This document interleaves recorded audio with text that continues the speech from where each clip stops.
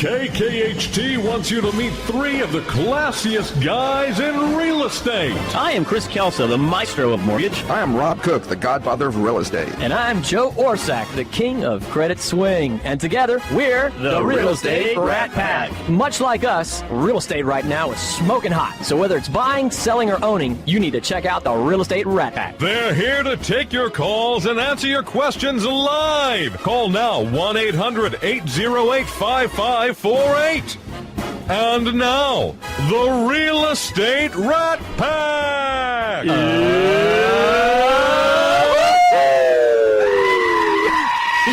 It just never gets dull for you guys. Never does get dull. You know, we're going to start changing it up all the time, and, you know. And now I look forward to two things. Doing that and then the goat scream to follow. I would agree. I would absolutely agree. You got the goat scream in there. Yeah, every week the gotta get goat the joins goat us. scream going out there. Yeah. Well, you know, we have a great show today, and for all those who are listening, you can call us at 800-808-5548. But it is about protecting your assets in a divorce. Yes. So go ahead and introduce our sponsors. Well, you know, we have number one right here, sitting right next to me, Rob. Right next to you. Right next to me. We have Rebecca, and her last name is actually pronounced Hass, by the way, and she is with Capital Title of Texas. She's actually in the Sugar Land office, and she brought a great guest, which I'm going to introduce in a minute. But we also, remember, have Tim O'Neill. Tim with O'Neill. State Farm. Great State Farm. Great sponsor as well, and he's going to be on as well talking about this great subject matter. I was talking with Tim, and he goes, you know, I've got something to add to about insurance. And we had, before the show, we were talking about things that can occur with your insurance policy going through divorce. And I go, gosh, I never thought that, and I didn't know that could happen. So yes, he's going to impart some great information. So you might want to give Miss Hass here a chance to introduce her guest that she brought on the show. Say hello to everybody and introduce your guest if you don't mind.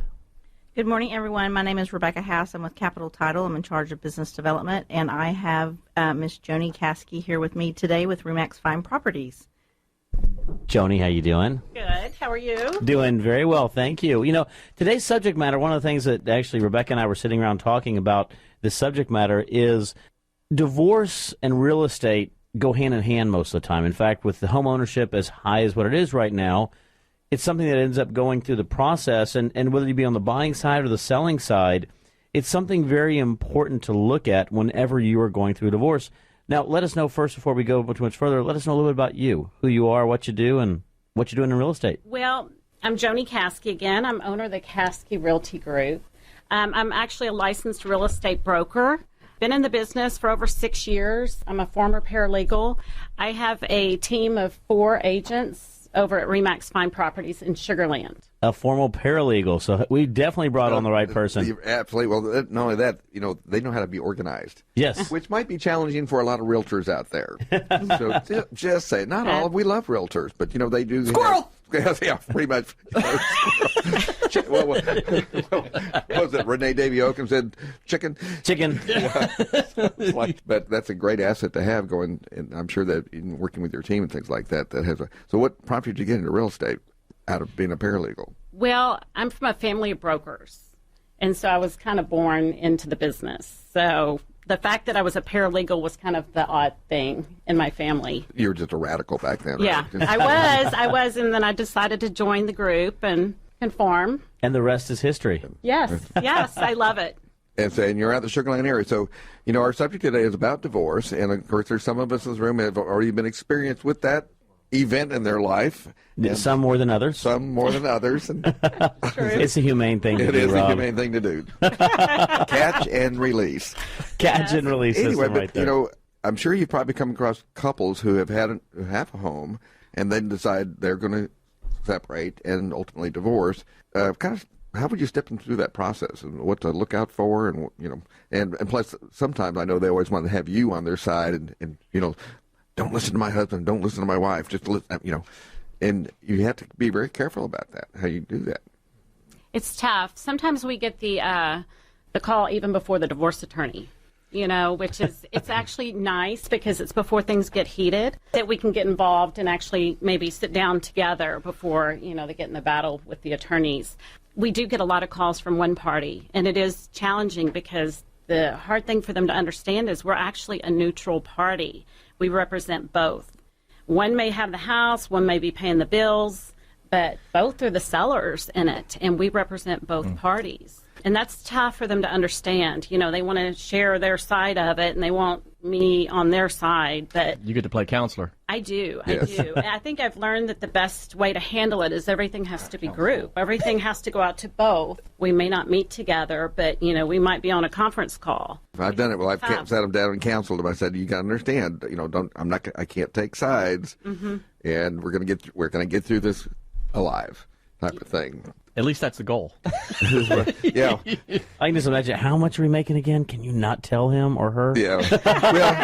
Well, I'm sure Is it a red flag, Tim? Or if you somebody got to wants bring bring money to closing, it's make sure he or she pays. well, you know, Tim, do you have any I have had- obligation to notify the authorities if the one of the spouses wants to increase the life insurance policy or anything?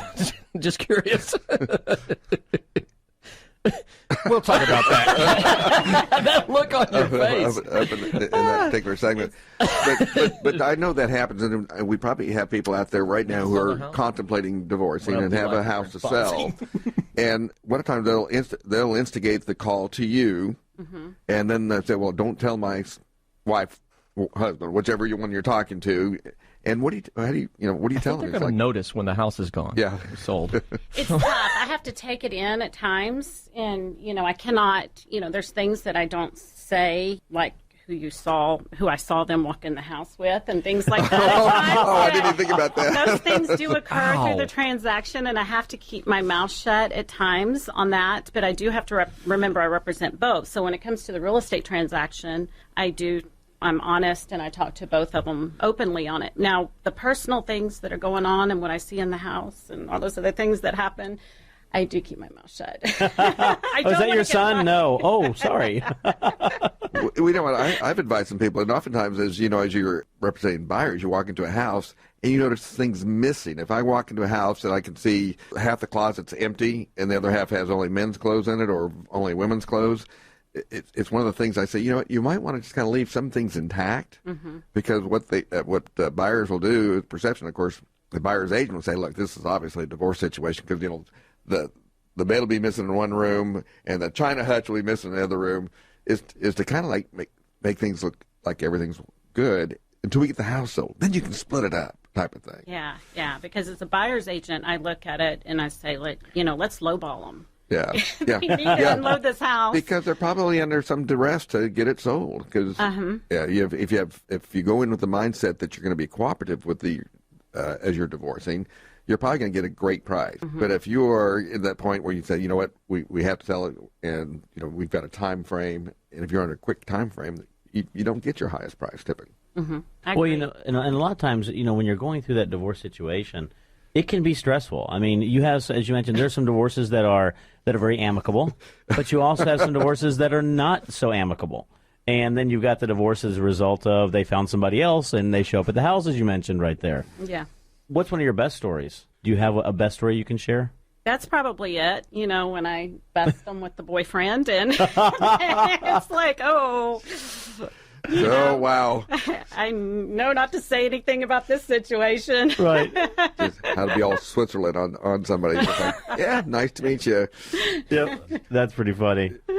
Anyway. But one of the things, from a real estate perspective, how's the best way? I mean, let's assume it is something that is not amicable, because sometimes, obviously, divorce is not necessarily the things that all parties want to go through. How do you sit down and approach somebody when you're doing that listing agreement or when you're approaching them to sell that property? How can you make it from that neutral third party? How can you approach it to be able to show them that, hey, guess what? Even though you might not be going through the best of times, this is the best of the situations, and let's try to get through this. Well, at times we interview together in the beginning. Seen a lot recently where they actually sit down with me separate and talk. But when I open up the communication with all parties, I let them see that I am here to communicate with you instead of pulling one aside and having side conversations. It makes them feel more comfortable. I've been through it, and I've been through a rough divorce, and I think that's probably one of the things that makes a buyer or seller more comfortable going through it with me, because they know. I Right. completely know the This might be your process. new niche. I've been through it, yeah.